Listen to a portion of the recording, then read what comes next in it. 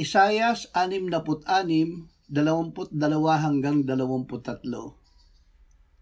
Kung paanong ang mga bagong langit at ang bagong lupa na aking lilikhain ay mananatili sa harapan ko, sabi ng Panginoon, gayon mananatili ang inyong lahi at ang inyong pangalan.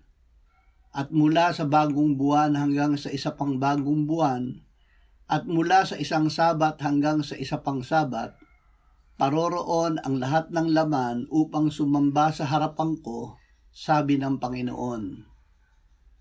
Titipunin ng Diyos ang kanyang iniligtas. Bago iniakyat sa langit ang Panginoong Hesus, ay iniutos niya sa kanyang mga alagad na humayo at gawing kanyang mga alagad ang lahat ng bansa. Titipunin ng Diyos ang lahat ng kanyang iniligtas at kanilang makikita ang kanyang kaluwalhatian. Ipapahayag nila ang kanyang kaluwalhatian sa mga bansa at dadalhin nila ang maliligtas gaya ng handog na butil sa malinis na sisidlan sa Panginoon. Sila ay magiging mga pari at lingkod ng Panginoon. Diyos ang gagawa nito at ito ay mangyayari dahil kalooban niya na ang lahat ng laman ay sumamba sa Kanya.